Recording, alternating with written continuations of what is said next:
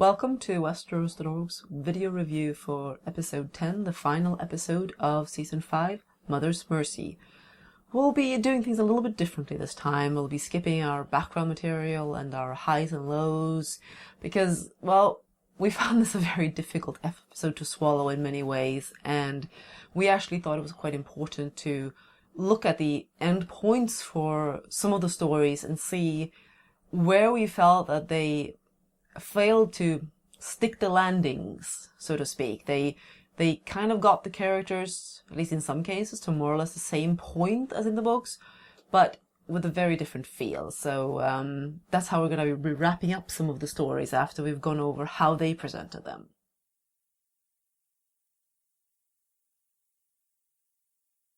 The North is, and we're going to be covering both the story of Stannis and the story at Winterfell because they're so kind of interwoven.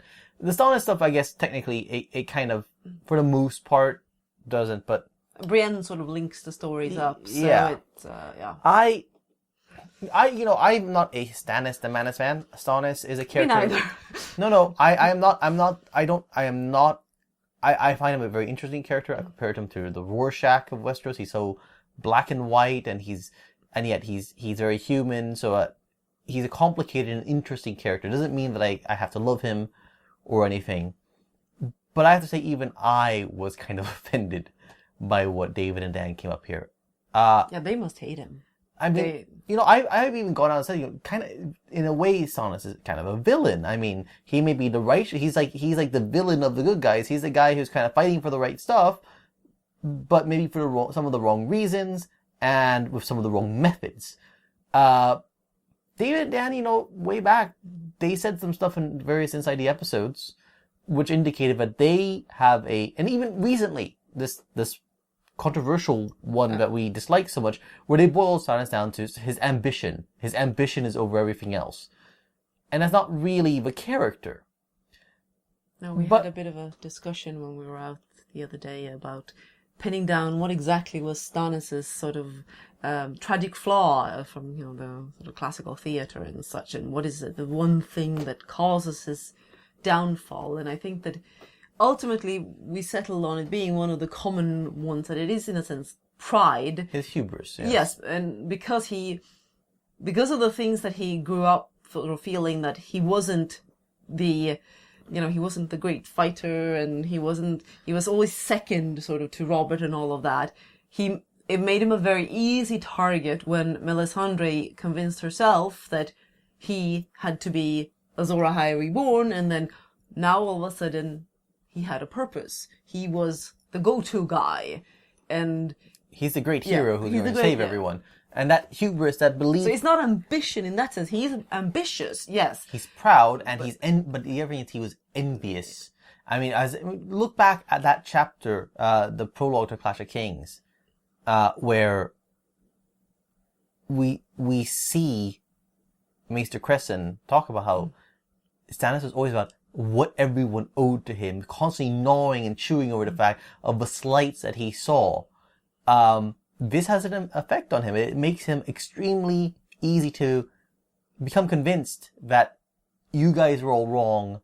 I am the guy who is the hero. I'm the one that everyone should be. I'm the savior. Yeah. So he has that complex, and it makes it, but it's a very human thing. And I don't know, but the level of humiliation that they decide to dismiss the character with was, I thought, well above anything that made sense in a really dramatic storytelling. Because it's, oh, okay, yeah, great, stuff is melting, but as soon as it's melting, half my army steals away from all my horses. Don't even go that far. I mean, just have the bit, because I thought was really poorly sort of either acted or poorly directed to act for Carice van Houten with Melisandre, having her coming in and being completely insensitively smiley happy around Stannis. I don't see that as Melisandre. Even though she, feels that it was destined, she wouldn't be like, yay, we burned your daughter, and now things are melting. Awesome. She seems completely blind to the fact that obviously it was an upsetting thing, and thinking, this is his daughter, like he's supposed to I don't know. It is certainly, it makes her incredibly... jarring. And makes her incredibly unsympathetic, but she can't even, she has no empathy, basically, which is kind of gross. But, I mean, then you have, okay, things are great, except, oh, now half my army disappears. And, oh, my wife has hung herself in grief. And, Melisandre has decided to skulked away, and we don't even see it. We don't see it. I mean, that 1, 2, 3 of bad news was like some bad comedy, really. Like, it can't get any worse, right?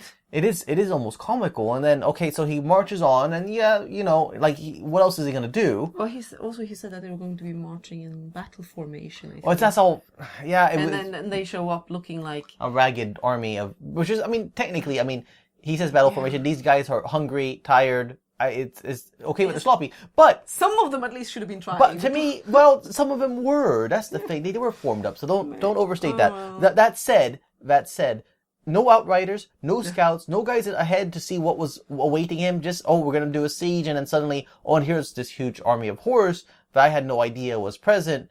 And I mean, it's so bad that he's sitting there telling them, okay, we're gonna start, send out foragers, we're gonna start the siege, and then the guy next to him, it's not gonna be a siege.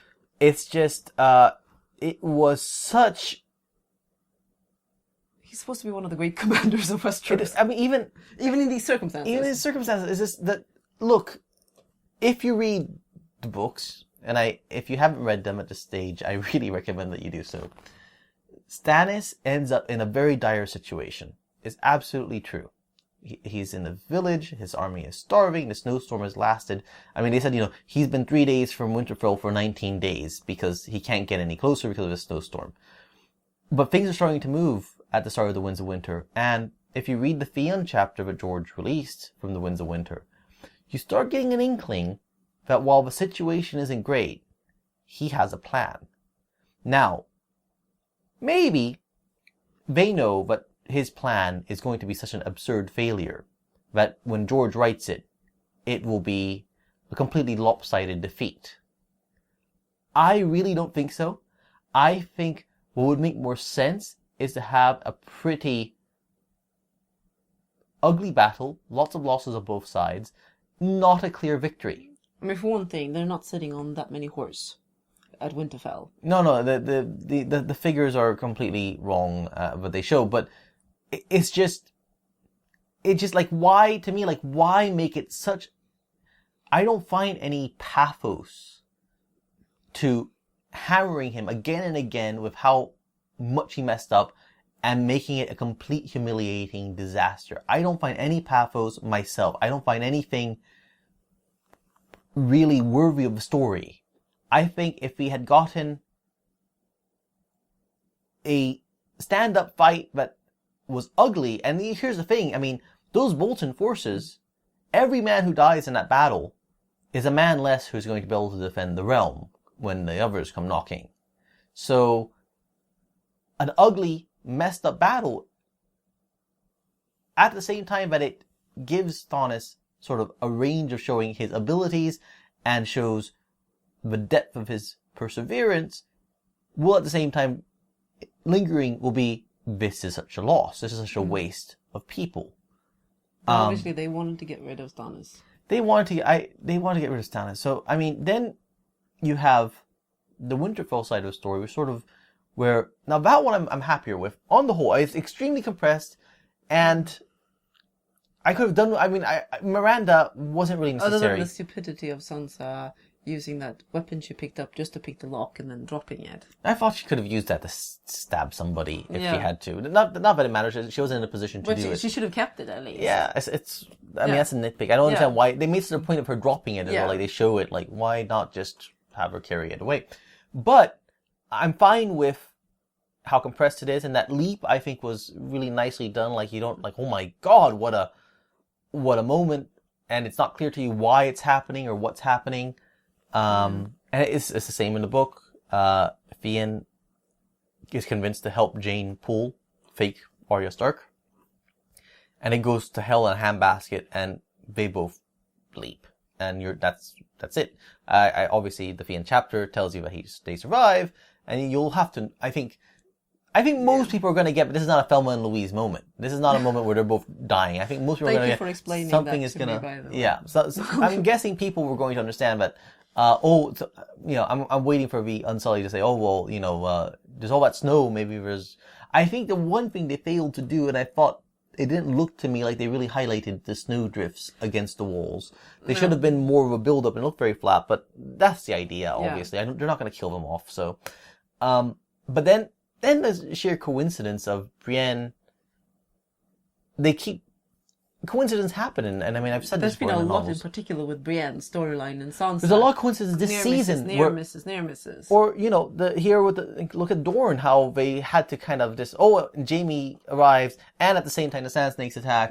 This whole thing where God, don't talk about Dorne. Yeah, we'll talk about Dorne later. We will be talking about Dorne. So to me, it was a little cheap to have her. I honestly would have preferred if Brienne saw the candle and still went after Stannis because of her. She was overwhelmed with her desire for revenge. Not that Brienne would do that. Not the Brienne of the novel would not have done it. The Brienne of the show, I think, is a very different character. Fine, but she would take her vow to Catelyn a lot more seriously than her. Except she did say, when she swore her vow to Catelyn, you won't stop me. When the time comes, you won't prevent me. So, she would say, but Catelyn would have understood, but I went for the revenge over the vow at this moment. I think. But it's not like she's going to be out of a chance to do it. Or is she just upset that, what if somebody else kills him, I suppose? I mean... And then we get to her finding Stannis wounded up against a tree. I mean, Stannis, that reminded me a little bit, and I don't know if it was a deliberate, Stannis kind of struggling on and fighting. Just a little bit of the end of Excalibur, John Borman's Excalibur, particularly of Lancelot. After he comes in and the wounded is side and he's bent over and he's screaming and people keep coming at him and he fights them until he's... So I thought maybe that was a little bit of that. But, I was really bothered by how she decided to frame it, saying that this is, condemning you to death in the name of Renly. She's basically hiding her personal vengeance. A murder, essentially. It is essentially a defenseless man that she decides to cut down. And she's hiding it behind, this is a command from Renly, which it does, or in his name, but yeah. I don't think it makes sense. It's an execution, what she wants to say. Yeah. I think I would have preferred if she owned it and said, this is for Renly. This is vengeance for Renly. Yeah. It should have been vengeance. It should have been vengeance, absolutely. I do admit the one little thing, and I'm 99.9% certain they've killed Stannis, and consider Davos and Melisandre up on the wall. We know details. It looks like, from what George and what others have said, that, we'll be seeing the Riverlands in a storyline that is Brienne's in the books.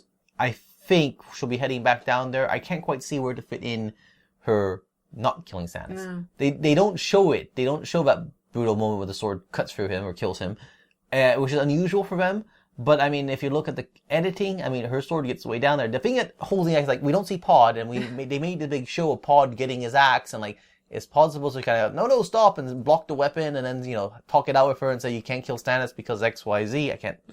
what's his X, Y, Z? I can't see why he would stop her.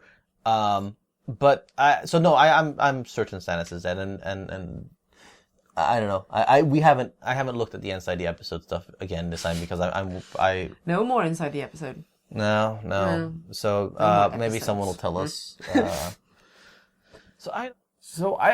me the level of humiliation, the level of humiliation they throw at Stannis, the complete failure of Stannis. Every bit of bad news they throw at him, it goes beyond Gretchen tragedy. Yeah. It goes beyond tragedy into a farce, and I just can't take it seriously. No, that's the problem. They were tone deaf about. They were tone deaf is really the word for it, because I think it feels like they felt that this was going to be grittily awesome and just brutal. And I think in a season which some people have been increasingly turned off by their brutality, and increasingly concerned about the level of brutality, because there's more stuff in this episode. and there's a lot of brutal stuff, and there's stuff that touches on things that people have been hating, like violence against, women, violence against young girls. Yeah. All these things kind of come together in this perfect storm, and I think a lot of people are going to be, and I think it's not like the Stannis story would, if they had done it in a way that at least... cheerful and uplifting? No, it wasn't going to be, I mean, I wouldn't have been against them killing him, but I think just by making it so farcically... They really wanted to hammer home that, okay, the sacrifice of Shireen was a complete waste. It was completely wrong, and it just made it go from bad to worse. That's... Well, bad to worse, and then worser, and then worsest of all. It's just, I can't, it just kind of... You broke grammar. That was done. It's really sad. Yes, well, he's not alive to tell me, to correct me, but I don't know. I am not a huge Stannis fan or anything at all. I mean, I just think he's an interesting character. Be offended on behalf of any character that they did this to. Yes, when people talk around character assassination, and I had issues with the rushing it so much, but I thought, okay, well, at least he's gonna go out where they'll look like this will give him a fighting chance, and it completely doesn't. It just ends him in such a hollow ending. Fine, they couldn't afford another battle after Hardhome, but they could just at least have had two armies that looked like there was going to be a battle facing each other. The last thing we see is basically his army getting completely surrounded by the Bolton army, and then Ramsay happily murdering away, and it's so pointless. I mean, why we don't see Roose? Like, is this all about Ramsay again? His status, I killed Roose. Hey, there's something. I mean, and you'd say, oh, well, what is that really? What kind of a victory is that? It's just, I don't know. I'm offended for the character, and I'm offended. I just don't. I'm quite certain this is not how George is intending to go with it, and I think, narratively, dramatically speaking, it's just really. It got away from them. Either their distaste for the character, or because they're just tone deaf and they've kind of missed what they're really doing. But it's really a disservice to it. And like Stephen Delane was phenomenal this season. And I think he's been the best actor this season. Yeah, phenomenal this season. And he finishes strong, but I just wish they had given him something a bit more. Yeah, the only good thing, I guess, is the fact that, Stannis' last words are... Those are fitting words. That's what he would say. He understands duty, and it's not about ambition. It's about his pride, and it's his belief in duty. Yeah. And so when they got it right for the last words, at least. Yeah. But I don't know. I just when we saw this, I just became I think my jaw was dropped. Like, what? And can they really just keep going with it? And they could. They just kept going and going and going, and then until it is like the most pathetic possible ending possible for the character. This is not the king who has suffered with the idea that he's going to be burned up to ashes, that it's going to cost him so much to do this. This is not the king who strives and suffers for all this and meets an ending that fits him. It's a king who kind of screwed up over and over and over again, and is being punished for it. And I don't think that they are, as I said, they don't like the character. I don't think, they don't like Stannis as a person. I'm sure they think the character's a great character, but I think that it really feels like they had a vendetta. And I know they didn't, and yet some bias of hers, I think, makes it look that way. Yeah, didn't connect with the character or whatever, but yeah, that's not a way to treat... You're not at all the fan No, of Stannis. I'm not at all a Stannis fan. I really...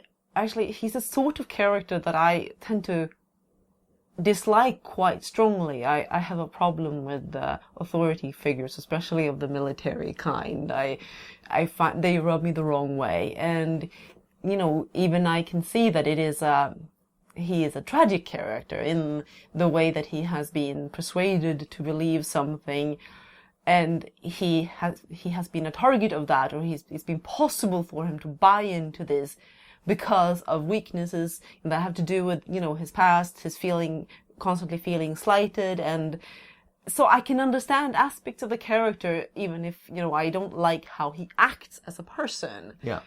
And this, no, it was, it made me cringe and...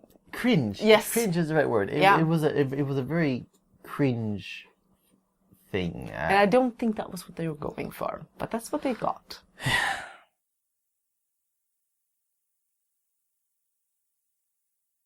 Braavos is a story of Arya Stark getting her revenge. One of the interesting things about this one is a lot of people there were some photos, very promotional, very professional photos showing her in her Lana outfit, oyster selling outfit, getting needle again. True. And that didn't happen at all. And to the point where either there's a scene they were going to do in which she was supposed to consider getting needle and then changed her mind and decided to take it another way, or this is a complete fake out, deliberate misinformation, which I thought was kind of interesting. But it's I find it odd that they would spend the time on that fake out, because it doesn't really change the outcome in any... maybe it was they had some added scenes where she was going to get it, and then she decided to take a different approach for some reason. But I don't see quite what would lead her to decide I'm gonna go and get a face. It'll be interesting to see if anyone discusses it, if Maisie explains or they ask the writers or something about why those images exist. I also found it interesting that the way this is structured, we all expected that her story this season was going to end with material from the Mercy chapter, which is a chapter that George has released from the forthcoming The Winds of Winter. And the interesting thing is that they seem to have pulled this information as the way it ends for her here. They pulled inspiration from the Mercy chapter forward in her storyline, and now they're actually going backwards. Which I was surprised by. Yeah, but if we start at the beginning here, we see Meereen Trant beating 3 young girls. It's not clear actually that he has any sexual interest in the girls. Well, he has sexual interest, but his interest may be sadistic. Yes, it might be purely just beating them basically, and one of them doesn't cry out at all, and he sends the other 2 off to concentrate on her, and she's got her hair down around her face, and then that image made me think a little bit of Japanese horror. The girls there, the ring, the girl, but and then she leaps on him and blinds him very bloodily and does something, stabs him in the neck in such a way that he can't talk, and stuffs a rag in his mouth so he can't scream. So that she can spend a few minutes talking. I thought it was really overly talky, that bit, I have to admit. And again, speaking of horror, I'm pretty sure that image of him on his knees, blinded, is a reference to something as well. It feels like a reference to something. I don't know. Yes, it did remind me of something. I don't really watch horror movies, so... I keep thinking something from maybe Silence of the Lambs, but that doesn't look quite right, is it? I don't know. But regardless, to me, it was overly long there. Yeah. And if you compare that with the tone of the Mercy chapter, the killing that she does in the Mercy chapter there is this... The thing is, they kind of already used it in the last season. Yeah. They drew some of it.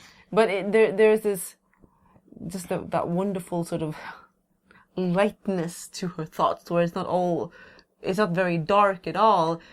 She's all very detached from it. She's so in playing this role that she's playing that... Well, I mean, the thing is... She's kind of almost separated from her body. She's kind of looking in on what's happening and sort of very calmly reflecting on things. Yeah. And here, I don't know, it got very talky. There's a lot of sort of posturing about it, and Then back in the whole faces, and somehow she's learned how to use the faces. It's not... Yeah, I don't think it's that straightforward as her just grabbing one and sticking on her face. Exactly. Blood is involved and so on.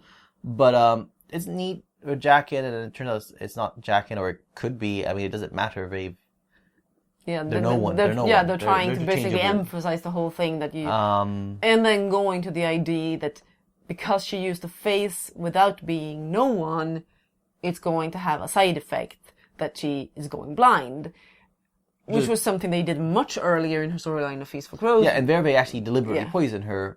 This is after she kills Dorian. Yeah, so it was a punishment for a death that she shouldn't have taken, but it's also part of her training. Yeah, so that was... I admit to being quite surprised. I thought that maybe they were going to... I guess they were going to rush it and have him say, oh, bravo, about it. So this is good, but they kind of stick to that. Yeah. Obviously, before she goes blind, she looks at Jaqen and starts taking off face after face until the final face she looks at is her own, and that one I don't quite get. But at the same time, I'm wondering, is that a reference to this? For some reason, I feel like a reference to the final episode of The Prisoner, which is the fantastic program, late 60s British show, Patrick McGoohan. Absolutely phenomenal, just strange and surreal, very much of its era, but just a classic of television. And in that final episode, he's number 6 in the village, and he finally gets in to confront number 1, the person running it, and he unmasks them, and it's him looking back at him, laughing madly. It's a very bizarre. I think the legend goes that like McGoohan wrote it in like a 48-hour fever dream. So it's really surreal. It's really odd. But it's amazing. I just kind of wanted that image of her kind of like, what in the world is this me looking back at me, but it was, on the whole, this one felt right. I just thought they got overly talky and preachy with her about who he is. It's one of the least bad sections. I wouldn't call it bad. It could have been better. It could have been better. I mean, it didn't overwhelm me with like joy or anything like that. So it's passable. The brutality of what she does to him, I'm not really bothered by, because I think...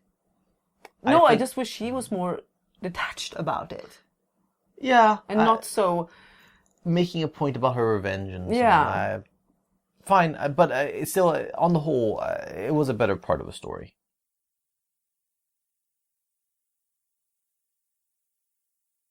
Dorne. We've been saying that a lot this season. Yeah. It started off badly. It continued badly. It ended badly. I am shocked at where it ended. I'm not shocked per se at the death.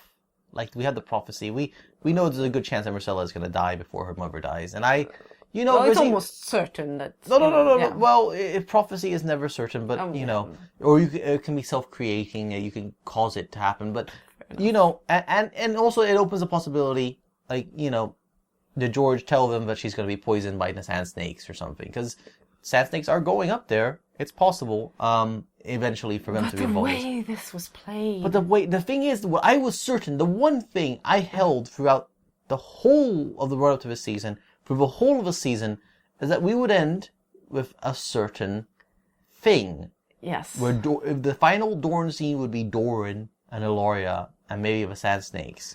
Yes. Instead, I just want to complain a little bit more, because there's a lot more to complain about here. Don't you take away my complaining. I just want to... Yeah, okay. Yes, it'll be the finish. Okay. First, we have the scene as they are preparing to depart.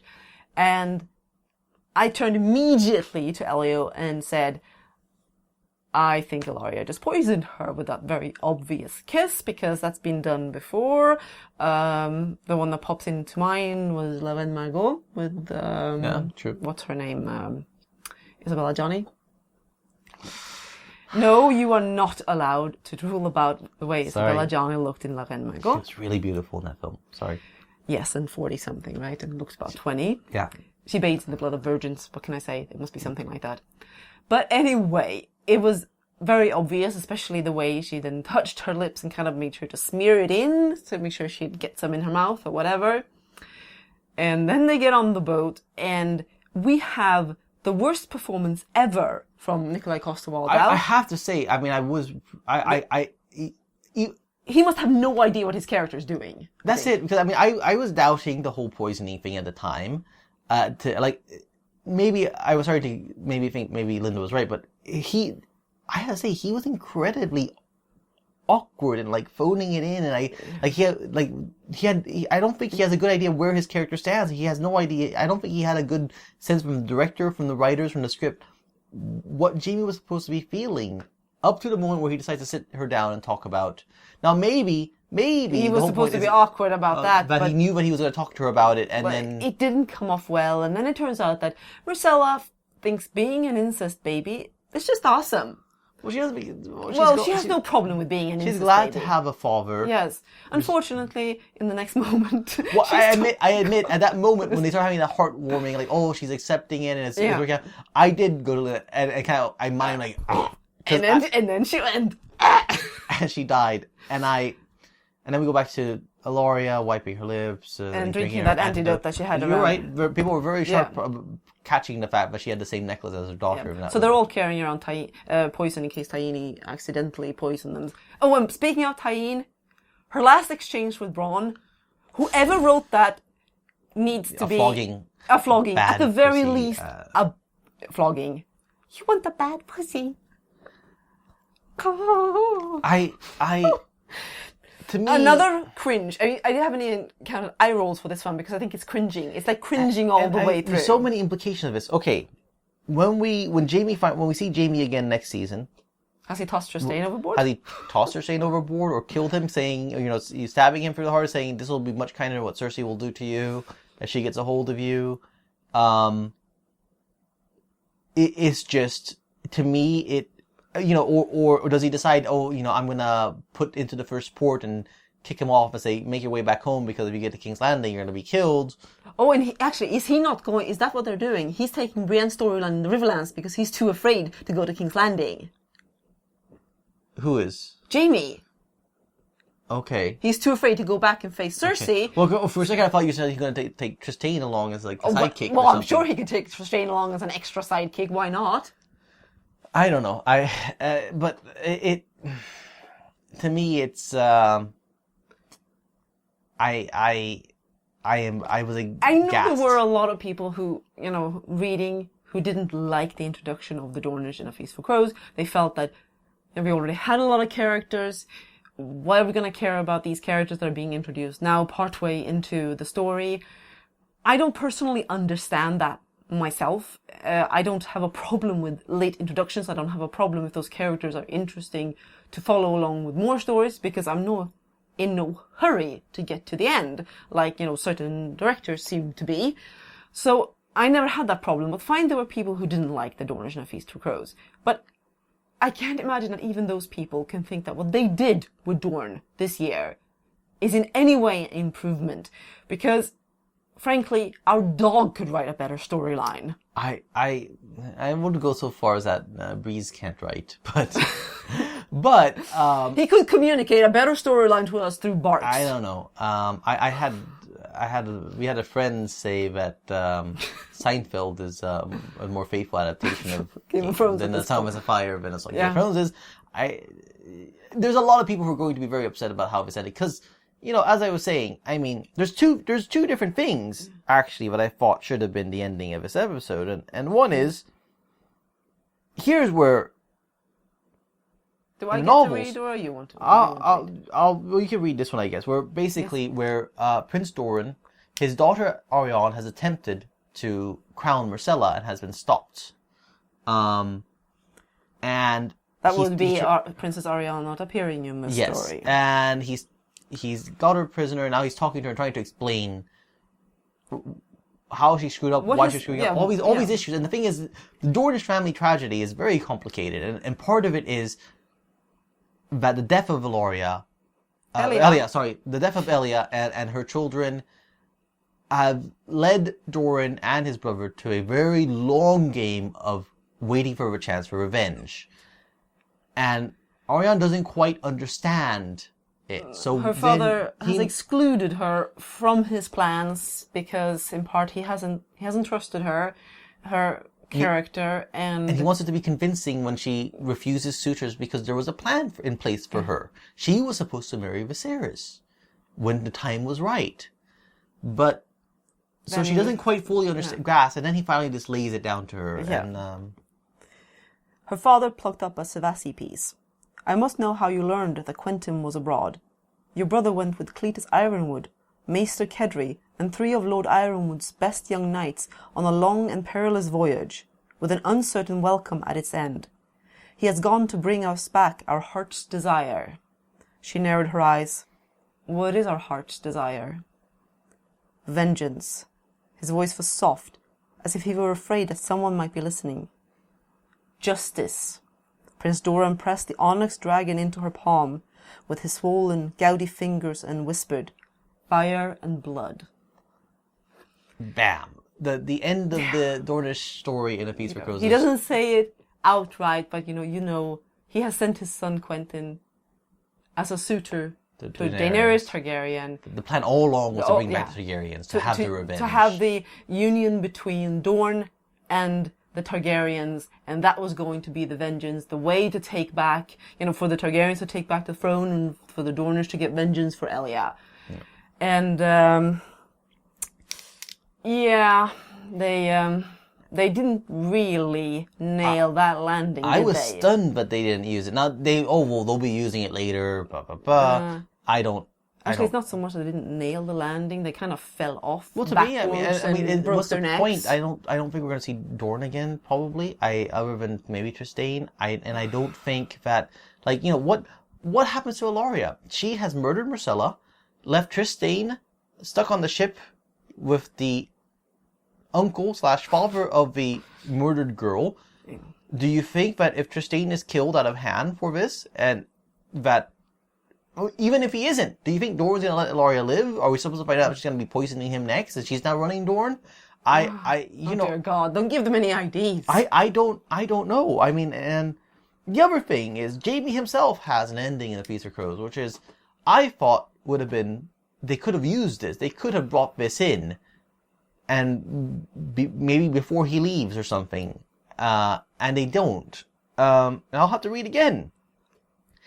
Now, in the books, he's in Riverrun. He went there to, Cersei sent him off to the Riverlands. Yeah, he sent off to the Riverlands on a mission to kind of bring things to heel, bring things to order. Riverrun is still resisting, Brendan Tully is there.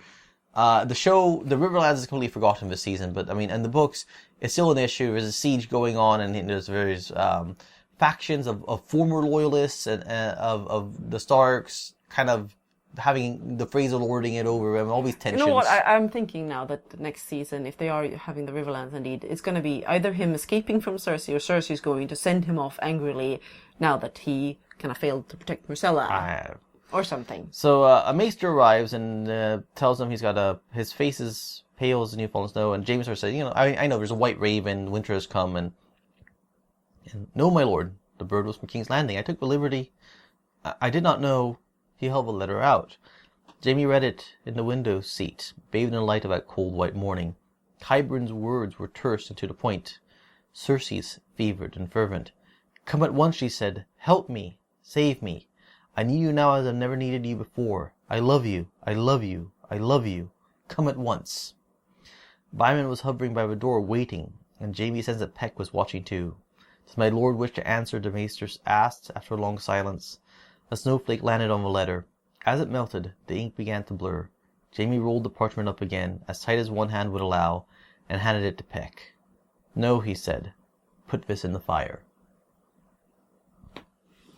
How could they? This is the very moment where Jaime breaks with Cersei. Finally, fully breaks. He realizes she is poison.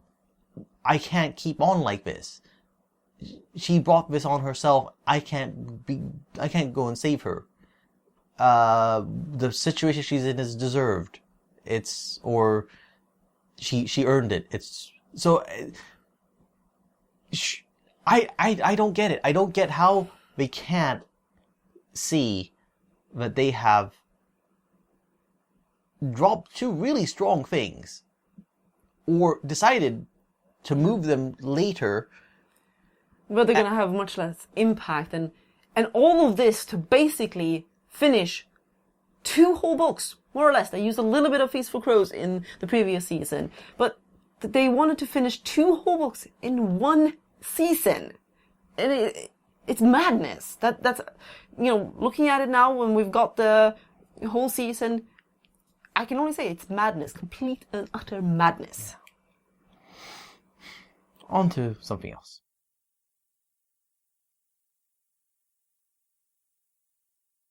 Meereen is a place where they've kind of gone beyond the books, where they show sort of the aftermath of Dany.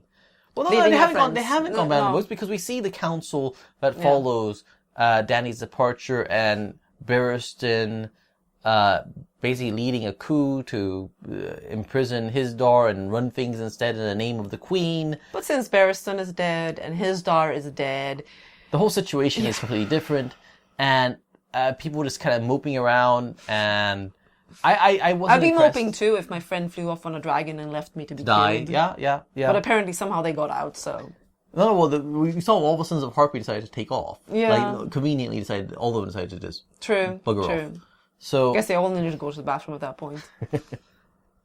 But regardless, it's fine, it's okay. I thought the fact that they seem to be setting up a Jorah Daario buddy movie adventure. Dear God, we do not need any more. We've had Jaime and Bronn, we had Brienne and Paul, previously we had Tyrion and Paul. Tyrion and Bronn, we don't need more. What odds are they going to play a story where Jorah starts pondering, maybe if I put some flakes of my grayscale into his food and... Well, he was perfectly fine touching Dany, by the way. Well, everyone said, he touched her with the other arm, not the one that's actually infected, so it's okay so far. I don't know. But are we going to see Jorah tempted to get rid of Daario? Like rubbing up a little close to him like that? I don't know. I'm not looking forward to that. I find... And the reasoning for... kind of, okay, we're going to leave Grey Worm and Missandei in charge with Tyrion to advise them or something. Yeah. Kind of. So. I think one of the things that really lacked is the fact that they just had Hizdahr. They basically never set up anyone else in Meereen of anyone of consequence. They should have had, at the least, show, somebody like Skahaz or something. I mean... But hey, now... Okay, they had the... Kier, whatever. Mosador. Was it Mosador? Yeah, something. M something. No, it was Mosador. I think they renamed him. Yes, they had him, and I wish they had kept something of that just to give someone else some actual sort of... I mean, the thing is, the people running Meereen, and there's no Meereenese advisors. Everyone is a foreigner there. Yeah, that's going to go over really well. Yeah, so I felt that was... But hey, now they have Varys as well, because who pops up as, Jack in the Box at the end? I don't know. I don't know. Varys has this thing in A Dance with Dragons, which it feels like they're not going to have it. No. Or which was a pretty good thing. It worked pretty well, and I don't really know what to say about it. I just liked, Tyrion and Varys together honestly, so much, so they had to keep going with that. I assume that they're going to show them handling Meereen things. Maybe they'll introduce some more Meereenese characters in next season. I don't know. I don't particularly care. I honestly, I was really underwhelmed with it. The thing is, obviously in the books, and I'm sorry I keep bringing it up, but just the books have this, and I was fine with it. I said so. So I'm fine with the fact that they cut out the external conflict, right? There's no armies besieging Meereen. There's no armies sailing on their way to destroy Dany's rule and so on. But without that, there's a lack of tension. It's like, what happens now? I don't know. It seems like they cut and then they don't really think through the consequences. That's the thing. I'm fine with them cutting, but they don't always seem to think through the consequences. I mean, they have the Sons of Harpy still, so they got the Sons of Harpy still to worry about. I don't know. I wish there was more meat to it now when I realized that, they are going to have Tyrion trying to run things. Oh, great, and more Missandei Grey Worm romance, and Tyrion Varys bromance, and yeah.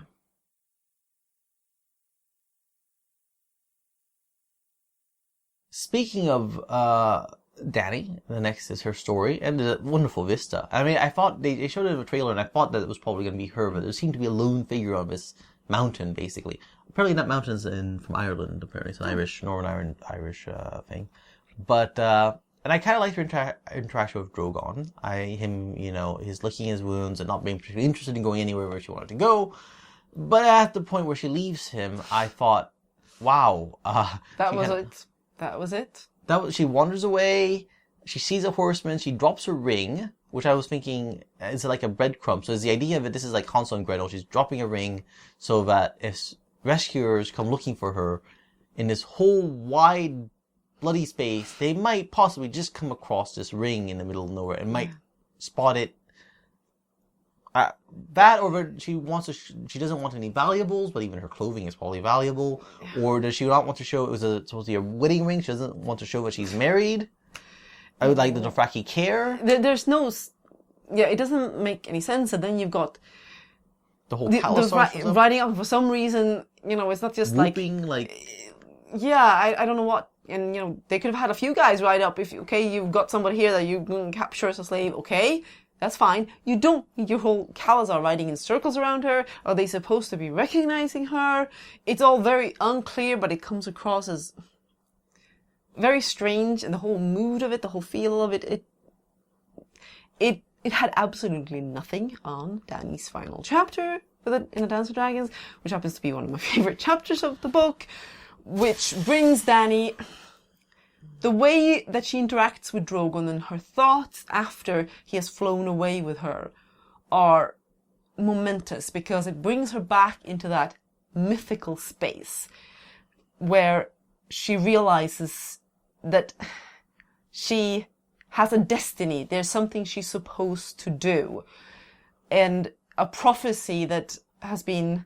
Or did Quaithe have that when they had Quaithe? Sadly lost Quaithe. Did she ever mention this prophecy? I don't think so. Which one? To touch the light. No. That's been because dropped. there is and one of the part of the prophecy is to go forward, you must go back. And in a sense, Dany is back where she ended the first season, in the first novel. She has been burnt again by fire. Her dragon has taken her out into the Dothraki Sea, where her journey started. And she is indeed about to reconnect with the Dothraki, in a sense going back to her beginning, and also going back to what she, at this point at least, realizes that she really is about. Yeah. And time for more reading. Yeah, a lot of it is not something they could do because it's a lot of internal. She's arguing with herself, but the tenor of it, I think, she's there, she's been there for days. Drogon is basically ignoring her. Has been hunting and so on, and she's starving and she needs to go fend for herself. And then she eats some berries that she probably shouldn't have eaten that make her feel sick and so on. And she's having this argument for herself, I had to take Meereen to feed my people. You took Meereen, Jorah, this vision of Jorah, told her, yet still you lingered. To be a queen, you're a queen, her bear said, in Westeros. It is such a long way, she complained. I was tired, Jorah. I was weary of war. I wanted to rest, to laugh, to plant trees, and see them grow. I am only a young girl. No, you are the blood of a dragon. The whispering was growing fainter as Sir Jorah was falling further behind. Dragons plant no trees. Remember that. Remember who you are, what you were made to be. Remember your words. Fire and blood, Daenerys told the swaying grass. And then, still dazed, she sees the Dothraki scout. And she hides in the grass and he doesn't see her. So she watched him go, and then when the sound of his hooves had faded away to silence, she began to shout. She called and her voice was hoarse. And Drogon came, snorting plumes of smoke. The grass bowed down before him. She leapt onto his back. She stank of blood and sweat and fear, but none of that mattered. To go forward, I must go back, she said. Her bare legs tightened around the dragon's neck. She kicked him, and Drogon threw himself into the sky. And, he gives chase, he terrifies the Dothraki, and then stoops down and kills one of the horses in the herd. And so he and she are both feasting and eating the meat that he's roasted with his fire. And as the western sky turned the color of a blood bruise, she heard the sound of approaching horses. Dany rose, wiped her hands on her ragged undertunic, and went to stand beside her dragon. That was how Khal Jacko found her, when 100 mounted warriors emerged from the drifting smoke. They couldn't do all the internal stuff, but they could have had her starving days after, looking very ragged, looking a bit dazed, arguing with Drogon, yelling, trying to get him to go, him refusing, her arguing with herself about the position she had been. I just wanted peace. I tried everything I could, and arguing herself into a position of fire and blood. dragons don't plant trees. And that's what then Drogon responds to when she realizes, I mean, the dragons have this, I said, they're tuned in somehow with prophecy, with destiny. So when she wants to go in the right direction for what her destiny is supposed to be, Drogon comes and Drogon takes her there. So then suddenly with that, she could have spotted the herd in the distance and mounted him and gone off. Could be eating a horse when those Dothraki come up, and she's by her dragon, and not just standing there to be surrounded by whooping. That wasn't half guys. 100 either. That was a lot. The whole callous. That to me would have been powerful. Yeah. What they had here was kind of like, oh, okay, now I guess the Dothraki got her, and who knows what the dragon's gonna do. I mean, maybe they'll have in the next episode, Drogon will swoop in and terrify the Dothraki, and I don't know, but it doesn't have the same character development for her. There's no character development in the scene. Basically. No, there isn't.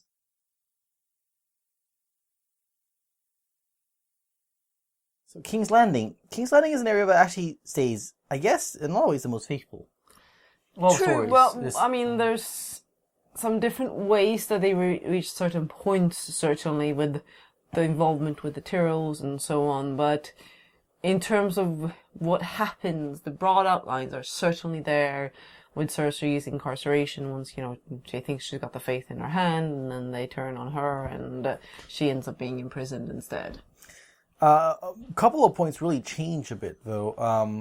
For example, her confession about sleeping with Lancel makes it plain that she tries to justify it saying, well, Robert was whoring and so on, so it's clear that she was sleeping with him while Robert was alive. Which is, the thing is that, in the book, she denies that. She denies that part of it. But it was only after she was widowed that she slept with other men. And she does that because for a queen to sleep with someone while she's, the reigning queen married to the king is treason. It's not just adultery. He explicitly says it's treason. Yeah. So he says, there's no treason here, And the other thing, of course, is, one bit I wish they had kept. There's a couple bits. I mean, the High Septon is a misogynist. He says, the wickedness of widows, women are weak, or the weaker sex. I wish even if they kept Jonathan Pryce's less hardcore, I wish he kind of had taken in some of his sort of misogyny that exists in Westeros to kind of set off a little bit of where Cersei is. They just wanted him to be a good guy.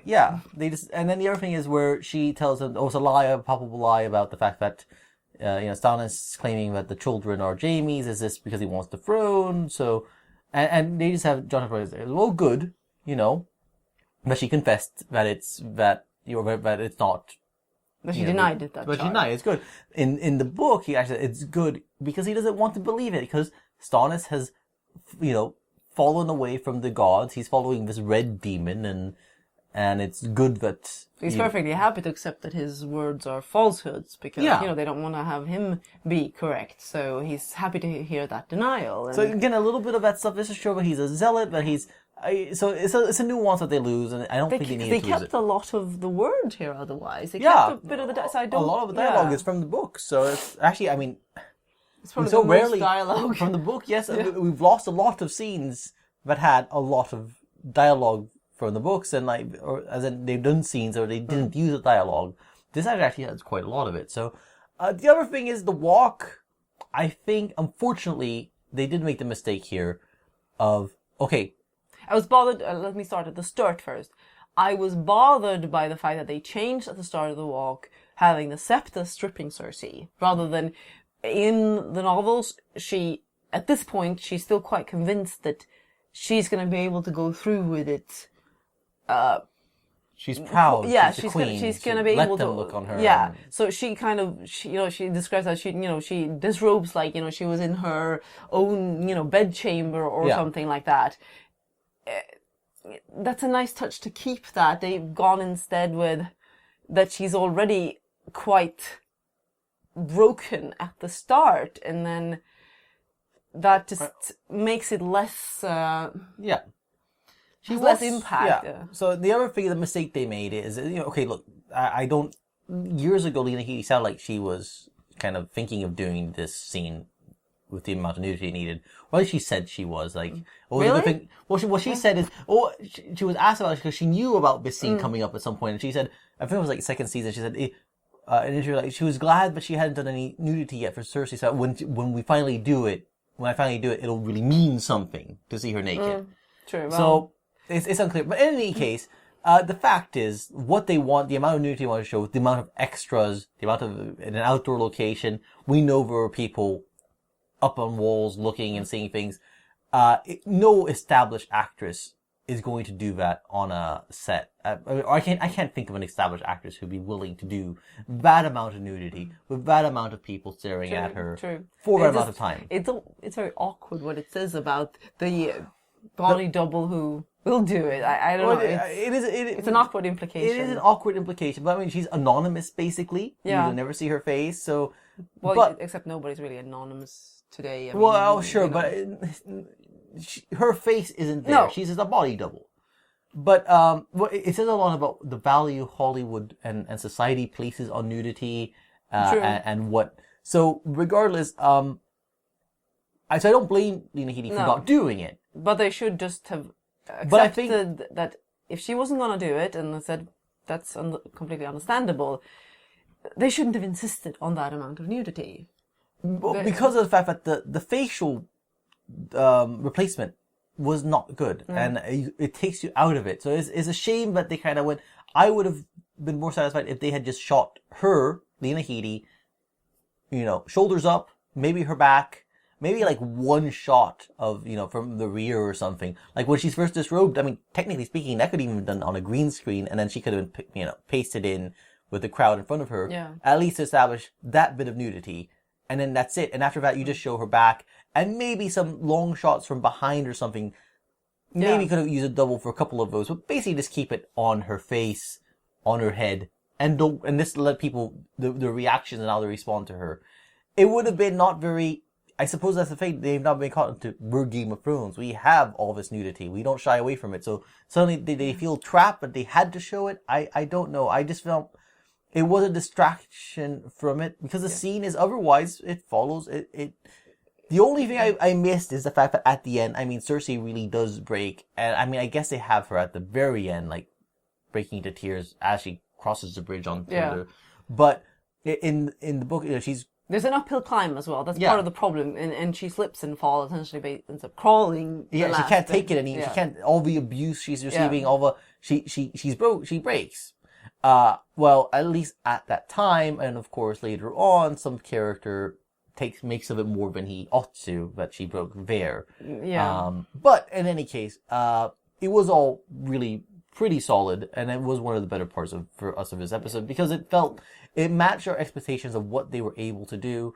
Other than the disappointment of just the fact that they made a mistake in the production. Yeah, I mean, also the fact, obviously they couldn't find someone who was, exactly the same body type, so you could see when they switched that there was a difference in height, a difference in shoulder width, and that just added to the jarring effect that you could see that there was some clunky effects here. And a little bit clunky, yeah, that's the thing. I should have known, I mean, we marked it, I think it was the second or third episode where Podrick's face was digitally replaced on the stunt performer for a bit of a writing sequence, an action sequence with Brienne and Littlefinger's men, or the Oren Knights, I should say.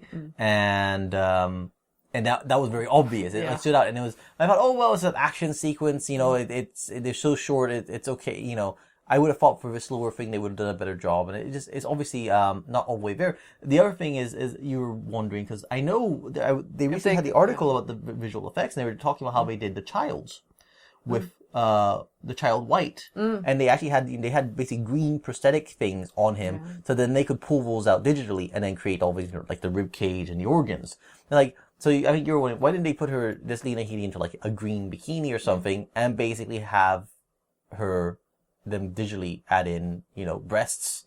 Or at the very least, she could have been wearing something, I don't know how minimal she'd be comfortable with, but so that they could do back shots. That would be fairly easy replacement, I think, if she was covered up in front and, not too large of a bikini bottom in the back. And I mean, they did have Jessica Alba in that Robert Rodriguez film, whose name I can't quite remember. I mean, my understanding is that they digitally, for a lot of sex scenes, for example, the underwear that the actors wear, they will be able to erase part of that to make sure that straps aren't showing and things like that. So it seemed like that could have been... I think they just really wanted a lot of that full frontal nudity, and it was maybe cost prohibitive to take that route. I don't know. Yeah. I don't know. It was just a bit odd, and I don't want to dwell too much on it. It's just it was a bit of a, when the production is so often so seamless in its effects and so on, to have such a very obviously not working effect highlighted again and again. On the other hand, the ending was that was probably one of the very, very few moments in this episode and in this season where I felt like something was spot on.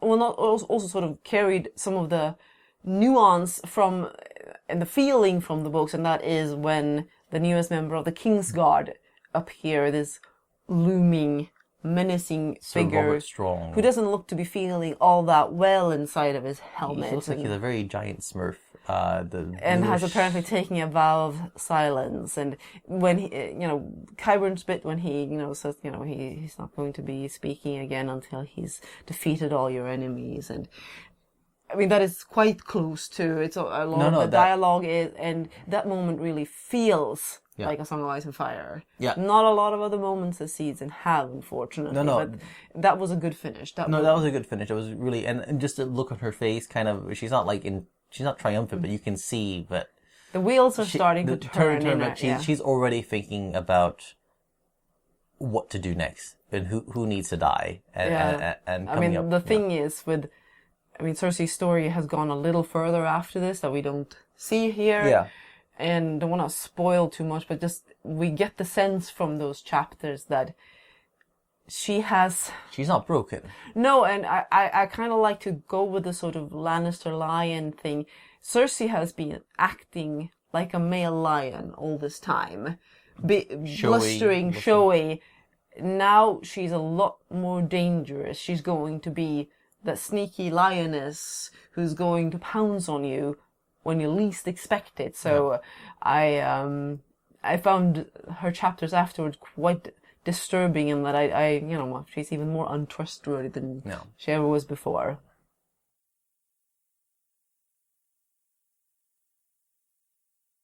Well, the last section is the wall. And there's several different segments we saved it for last, even though some of the segments appear quite early on, and we have tonal problems with a lot of them. The first stuff we have is the Sam situation where Jon explains what happened at Hardhome, and Sam says, "Send me to Citadel. I don't want to die here. Gilly's gonna die here if she stays here. Send us away." Now this is weird to me because they've made a Sam who pointed out. I mean, they've said, I think, he is quite different from a character of the books these days. He's become a bit more outspoken. He's become a bit more proactive, a bit braver than the Sam of the book. And yet the Sam of the book would never abandon Jon. Not by choice. No. He actually tries to... is Jon who comes up with the idea that you need to go to a Citadel to become a Maester. And he tries to dissuade Jon and tries I think Jon suggests it in part because he wants a Maester, but also you gotta realize that I think even in the novels, Jon must realize that things are coming to a head quite quickly. Sam isn't gonna be a Maester of any use for him. So mostly it is about getting Sam out of a situation that he knows is going to be very dangerous for someone like Sam who isn't... Well, the other part is, of course, he wants to send Aemon away. And he wants to send Aemon... Gilly's son, quote, unquote, so in fact. There are other parts to it, but clearly he thinks that getting Sam out of the way to save Sam is... I think it's part of it. I think it's part of it. I think it's reasonable to think about it. But here Sam wants to save himself. He wants to abandon his friend and... uses the argument that, you're gonna need a Maester. Those Whites and those White Walkers are gonna come knocking pretty darn soon. Are you planning to take the Maester crash course or something? Yeah. Make a Maester in 6 weeks. It is a bit hasty. And I don't quite understand why Jon, after seeing what happened at Hardhome, decides you need to take off. I don't quite understand the thinking behind this. I don't. Then we have Davos trying to persuade Jon to send help to Stannis, and then Melisandre comes up and they realize, Shireen's dead, Stannis is done for, it's a loss. But there's very little show of the reaction afterward. I mean, we don't really see what Jon is thinking afterward. We see him sitting there. I was looking, when we were looking the second time, and when he's sitting with various letters and such, I'm not. Is it scrolls from Ravens? The people who sent him that he's sent to for help, or that's sent. We have no idea. No. It's a little unclear where that fits in, and then Ollie shows up and says that one of the wildlings has information about Benjen. Hey, they remembered Benjen. Yeah. That's nice. It's very funny because we've seen Joseph Molly, who played Benjen in the first season, is now on the Netflix's new show Sense8.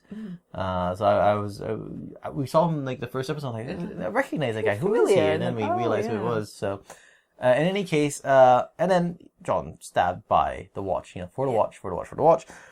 We have a big problem with this one, and I have to say, they had the setup for it. I thought they were going to do it. In the book, and I don't mean to be a broken record, but think about this. In the book, Jon has been kind of high-handed with the other officers. He's a revolutionary. He's dragging them forward to accept that they need to have the help from the wildlings, right?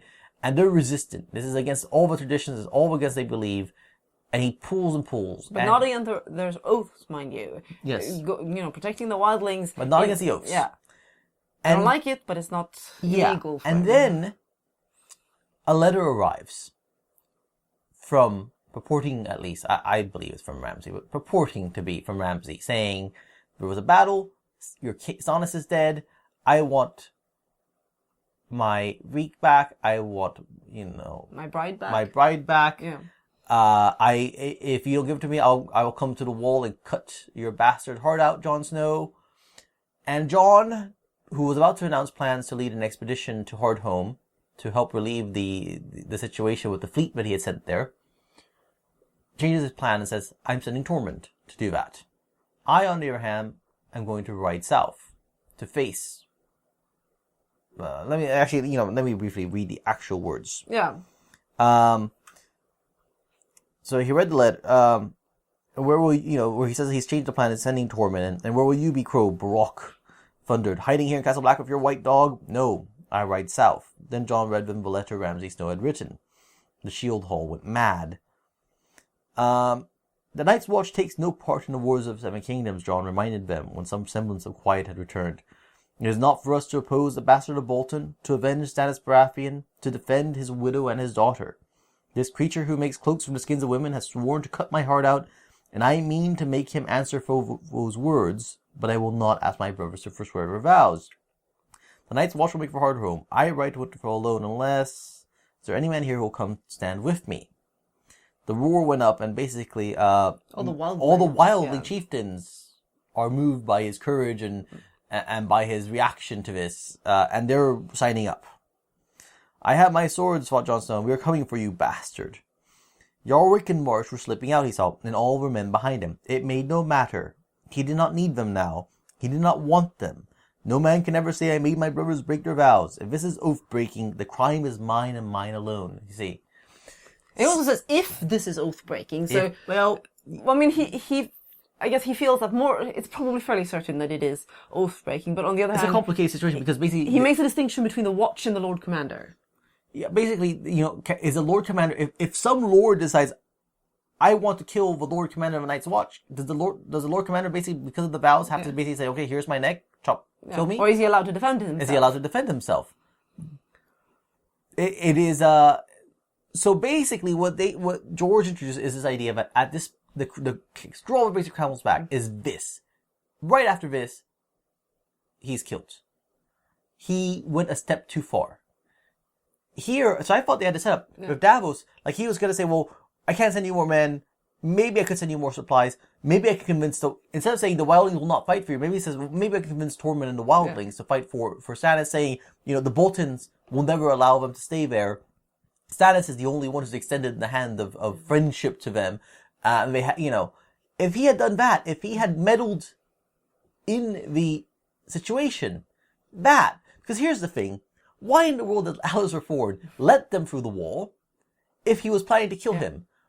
The only thing I can think of is that Stannis was still alive at that point, or still fighting, and so he was concerned that if he did anything against Jon, that Stannis would deal with him later. And as soon as Stannis is dead, to me, this feels far weaker. I think the thing is, and Jon... now he's killed Jon, and he's got all his wildlings on that side of the wall. And are they going to be that happy? I mean, I guess he's going to basically have underestimated that they were in fact because Jon rescued them, they have now become somewhat loyal to him, and Alistair Thorne is going to have a nasty surprise when the wildlings... Maybe. I honestly don't know.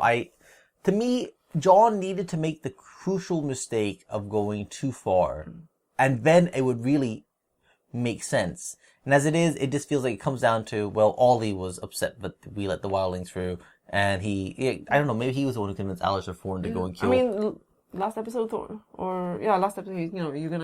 have good heart, you're gonna get us killed. And... Like, what happened? What happens between those 2 points? We're just Stannis. That's the only thing. Like, well, Stannis is dead, so we might as well, get rid of him. I don't, to me, it doesn't work at all as strongly, because again, it's not Jon doing anything. They're for it until suddenly, oh, well, now there's no Stannis, so now we can get rid of him. If it had just been, he's gone, now, like, we're really dubious about this, and now he's gone even beyond that, and he's completely broken his vows, or he's done the thing that he said he wasn't going to do. We have to get rid of him. Yeah. That I could absolutely have seen. And I just felt it was so strange that they didn't use that opportunity to kind of set up something like that. So they leave Jon in a position where he's just completely 100% in the right. He makes nothing that could even be construed as a mistake. No, but Ollie was upset. But Ollie was sad. Sad orphan boy wins the day.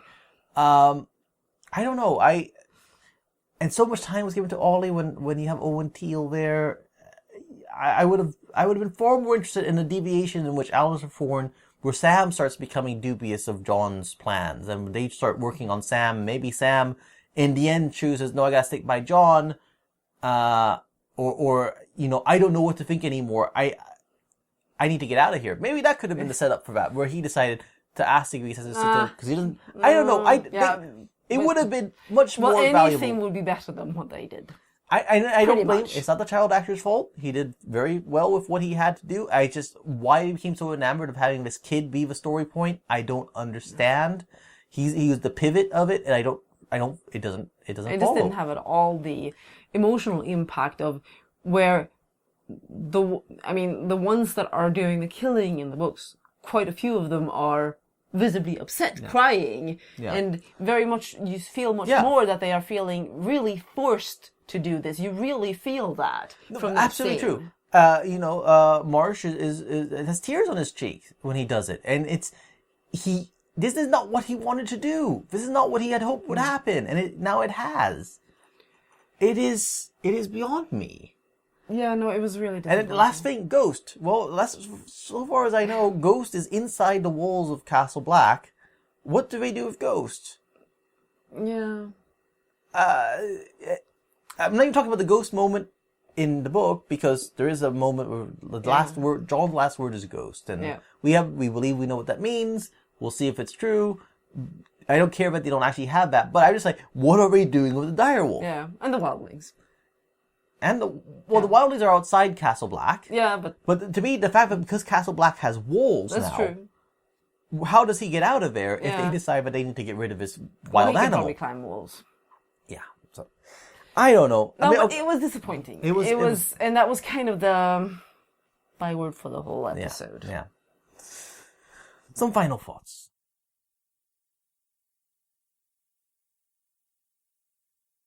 So, last time we started doing this thing where we give ratings at the very end and sort of wrap up and sum up. And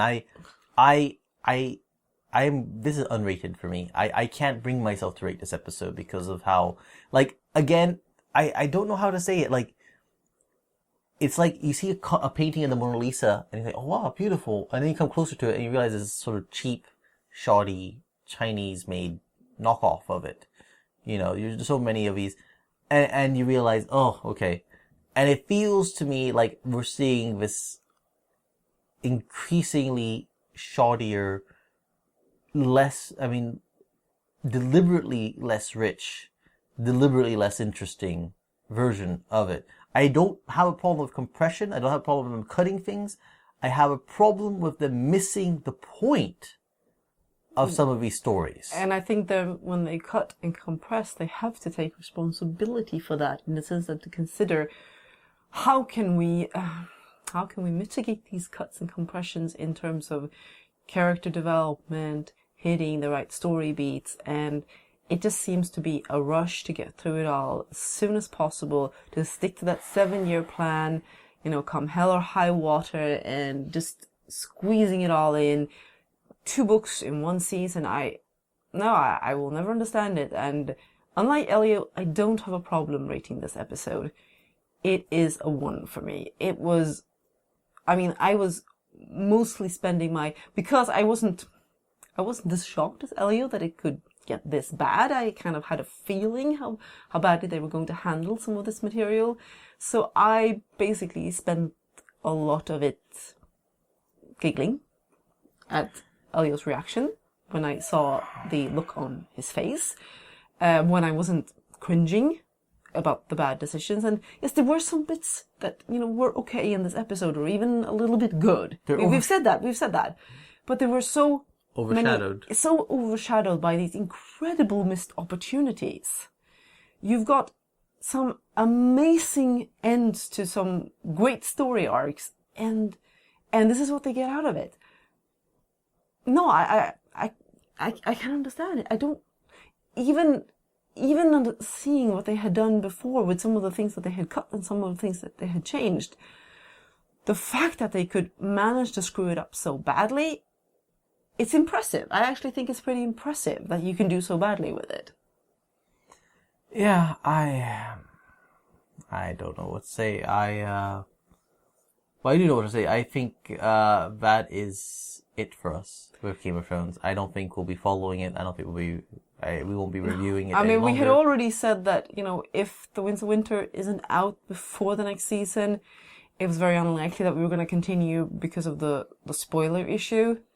And certainly the last episode, the inside the episode and all of that, that even more made us think that we didn't want to go forward, because if David and Anne were going to continue to refer to unpublished material explicitly, that would be too much for us. But now, even if The Winds of Winter comes out, we've seen that when they deviate this much from the books and when they have to create things on their own, I'm sorry, they come across as talentless hacks to me. I wouldn't go so far, but I think they are... Even if you keep saying that Benioff has written good stuff before, fine, that's possible. But the writing in this episode for the things that they came up with wholesale, like Bad Dorne... Pussy. Yeah, exactly. Bad Pussy ran through my head just now. That is the product of a talentless hack. I'm sorry. Yeah, I won't go so far, but I am very disappointed. I don't know. I didn't think necessarily that I gave the previous episode an 8 of 10. I thought, and the reason it wasn't a 10 or at least a 9 were things that I should have realized were the same things that were going to actually mean that they weren't going to manage this episode at all for me. We wouldn't stick the landing, as we put it.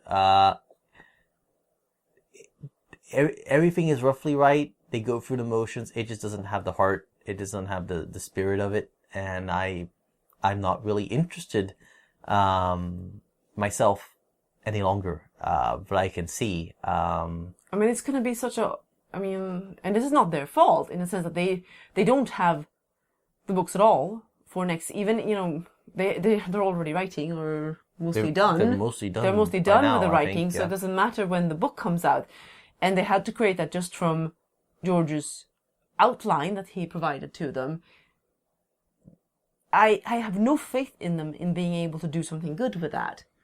When they can't manage to do something good, when they have 2 books and insist on compressing them. Part of the problem is quite clearly that they had to compress, or that they decided to compress those books into 1 season. But they should have known. Yeah, they had some of the material used already, and some of it hasn't been fully used. But more or less 2 books in 1 season, and they're not small books either. They didn't have to make that decision. If they felt that this is not optimal for storytelling, they really should have looked at another season. Making the decision to try and get it all into 1 season if they didn't realize that this wasn't optimal, if they thought that this was a great way to get through the material, well, then they really are clueless, and I have no faith in them. So no matter how you look at it, either they decided to sacrifice the story because they absolutely were set on doing this in one season, or they didn't understand that they were sacrificing the story. I don't know which is worst. I don't know. Maybe they can create something, better when they have, freer reign, so to speak. But I don't think it's something that we want to watch because it's not going to have much in common at all with the Song of Ice and Fire, other than, it's name, setting, but the story isn't going to be there. Yeah, I'm just a very disappointed person right now. Yeah. And we didn't want to be here, as in being this disappointed. No. I would have loved to see this through to the end and be happy with it. And be happy with it. But we do spend quite a lot of time during these 10 weeks working on various aspects of coverage and putting in all that energy for something where, you watch the episode and then you feel completely empty because I wasn't at that point until this episode. No. But after this, I can't see. You've been shaking your head more and more. But I've been getting through it. No, I'm saying since the episode now, you've been constantly been shaking your head and sighing. It really just flummoxed me. Okay. That's so I really don't have any words. We'll wrap it up there. As I said, this is it for our coverage. Other than we might do previous seasons we've done a sort of wrap up of the whole season. So I guess we might possibly do that. I don't know. Had some thoughts about maybe how to do it in looking at the storylines of the book instead and even more strongly contrasting, but getting back to actually doing videos about the books instead, I think we'll be much happier about those. And I think certainly if The Winds of Winter come out, maybe we'll do maybe not chapter by chapter video. That would be a lot of work, but at least maybe character. Discussing this in general, and our site is Western.org. It covers all things of Song of Ice and Fire, so we will probably. It's not like we will never ever mention the show again. I suppose we will. If the risk of being spoiled isn't there, as in if The Winds of Winter have come out, there will be more following, I suppose. It's just that we don't feel particularly enthused about spending all that time on it. No more recap, no more videos about it, no more other than I don't know. I know I can't see doing any videos anymore. I don't want to. I don't think I'm going to be watching it. There's plenty of other shows. I mean, I've got 4 or 5 shows right now that I'm behind on because I've been watching this and working on this. Not because you watch too many shows. That could be it. But regardless, but just like when the premiere date's announced, that's a bit of news we'll share, and I don't know, if some interesting actors cast in some role. I'm not sure, but I have no enthusiasm for the show any longer. So it's a shame, and I'm for all the actors who've done a tremendous job. Our thanks. I think thank you to Benioff and Weiss for getting the ball started. I think getting that first season so well, capturing stuff like Blackwater and What Has Said May Never Die, and some really wonderful things along the way. I like the directors who've done so much hard work, other writers, George himself, Brian Cogman especially, who I think has been underappreciated.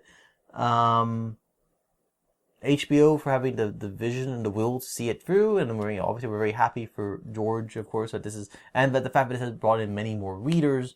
It's just we've certainly had enjoyment from it. That cannot be denied. It's just at this point the disappointment has by far outstripped the enjoyment, unfortunately. Yeah.